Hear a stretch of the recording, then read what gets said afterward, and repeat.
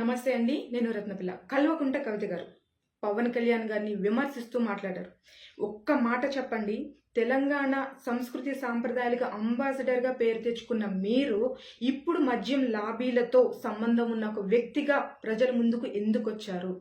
తెలంగాణ ఆడబిడ్డని అంటారు కదా, మరి తెలంగాణ ఆడబిడ్డలకి ఏం నేర్చుకోవాలి మీ నుంచి?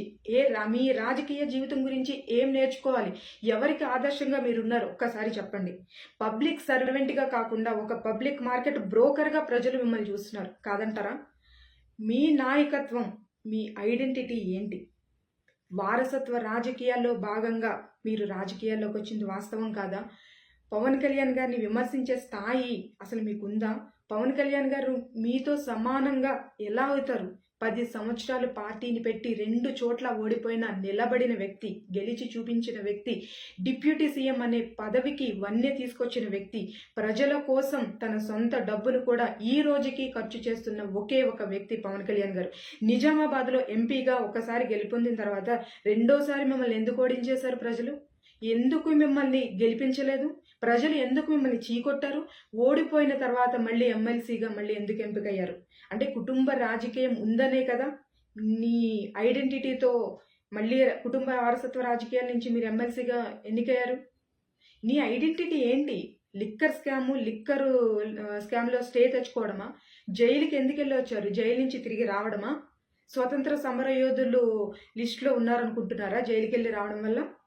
సంప్రదాయాల్ని కాపాడాలని బతుకమ్మ పండుని మీద వేసుకుని ప్రపంచవ్యాప్తంగా తెలంగాణ ఆడబిడ్డలందరికీ ఒక ఐడెంటిటీని తీసుకొచ్చానని చెప్పుకుంటున్నాం.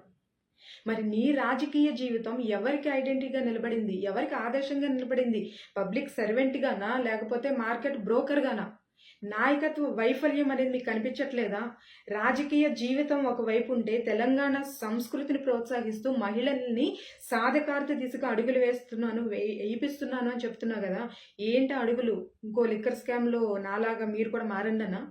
ఆరోపణలు ఎందుకు ఎదుర్కొంటున్నారు? జైలుకి ఎందుకు వెళ్ళారు? ఒకవైపు తెలంగాణ ప్రజలు విద్య, ఉపాధి, సాగు కోసం పోరాడుతుంటుంటే మరోవైపు మీలాంటి నాయకులు మద్యం పాలసీ దుర్వినియోగం చేస్తూ లాభాల కోసం ఢిల్లీలో లాబీలకు పాల్పడుతున్నారు. ఏ అర్హత ఉంది మీరు పవన్ కళ్యాణ్ గురించి మాట్లాడడానికి? హిందీ భాష నేర్చుకోవడంలో తప్పేముంది?